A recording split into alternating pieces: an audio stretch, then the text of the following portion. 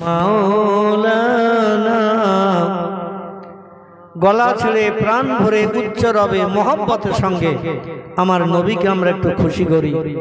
যদিও কম বেশি ৪,৫০০ বছর আগে পৃথিবীর মানুষের চোখের আড়াল হয়ে সুদূর সোনার মদিনায় সবুজ গম্বুজের নিচে তিনি কবরস্থ হয়ে আছেন। নবী মরানা জিন্দা।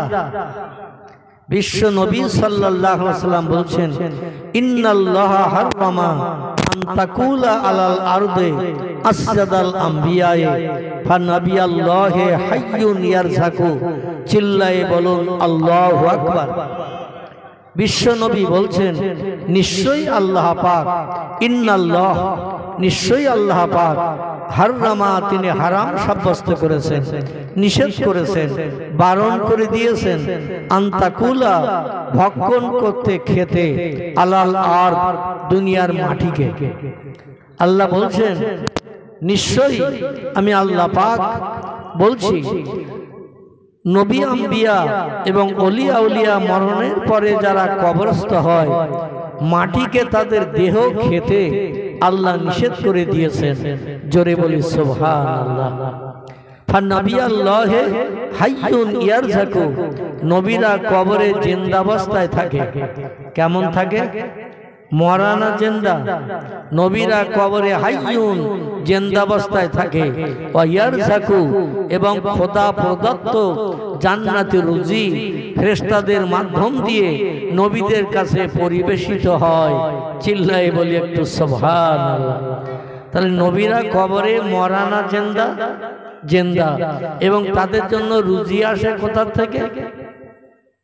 খাবার আসে কোথা থেকে? আল্লাহর পবিত্র জান্নাত থেকে। নবীদের জন্য ফেরেশতারা রিজিক নিয়ে, রুজি নিয়ে, খাবার নিয়ে তাদের কবরে পরিবেশন করেন। এখন আমরা পৃথিবীতে কিছু খেলে সেটা আবার বার করতে হয় না, হয় না? কথা বলতে হবে। কিছু খেলে সেটা বার করতে হয় না, হয় না? পানি যদি খাই সেটাও বার করতে হয়, মানে পেশাবের দ্বারা বেরিয়ে যায়, ঠিক কি না? আবার কোনো খাবার যদি খাই সেটা পায়খানার দ্বারা মলমূত্র বার করতে হয়। কিন্তু কবরে কোনো নবী আম্বিয়ারা পেশাব পায়খানা করে? পায়খানা করলে তো বাথরুম লাগবে, টয়লেট লাগবে। পেশাব করলে তো পেশাবের জায়গা লাগবে, সেখানে পেশাব করা হয়, ইউরিন যাকে বলা হয় ইংরেজি ভাষায়, সেখানে তো পেশাবের জায়গা করতে হয়। তো কারো কবর থেকে পেশাব পায়খানার গন্ধ বার হয়? হয় নাকি? কবরে যে রুজি রেজেক দেয়া হয়, সে রুজি রেজেকটা হলো আল্লাহর জান্নাতি রুজি বা রেজেক, জান্নাতি পানি, যাকে বলা হয়েছে আবে হায়াত, কাল কাউসার। কি বলা হয়েছে? কাল কাউসার, আবে হায়াত। ইন্না আতাইনা কাল কাউসার। আল্লাহ বলেন, হাবিব, আমি খুশি হয়ে কোন নবীর উম্মতের জন্য এটা আমি দান করি নাই, এটা কেবল আপনার ইজ্জত সম্মানের খাতিরে আমি কাউসার দান করেছি। জোরে বলে একটু সুবহানাল্লাহ। কাউসার এমন একটা পানি, এমন একটা নহর, এমন একটা খাল জান্নাতের ভিতরে বানানো আছে, দুধের মতো সাদা, মধুর থেকে মিষ্টি। আচ্ছা, দুধের থেকে আর সাদা কিছু আছে? দুধ তো লাল না কালো? দুধ সাদা। আচ্ছা, দুধের থেকে সাদা এবং মধুর থেকে মিষ্টি। পৃথিবীতে দেখবেন মৌসাকে ফুলের রস নিয়ে শোধন করে মৌপকারা যে মধু রেডি করে রাখে, ওর থেকে মিষ্টি আর কিছু আছে নাকি? ওর থেকে মিষ্টি আর কিছু নাই।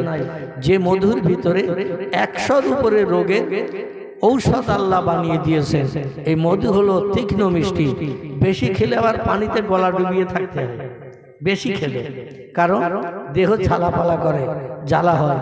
তো মধুর থেকে মিষ্টি, দুধের থেকে সাদা, এই কাউসারের পানির কালার, রং এবং তার স্বাদ। আল্লাহর হাবিব বলছেন, আমি যখন মেরাজে গিয়েছিলাম, মেরাজে, জীবনের 53 বছর বয়স, রজব মাসের 26 তারিখের দিন গত রাত, এটাকে বলা হয়েছে লাইলাতুল মেরাজ। কি বলা হয়েছে? লাইলাতুল মেরাজ। লাইলুল মানে হলো রাত, আর মেরাজ শব্দের বাংলা অর্থ হলো উদ্য গগন ভ্রমণ। আরাজা ইয়ারাজু মেরাজান শব্দের অর্থ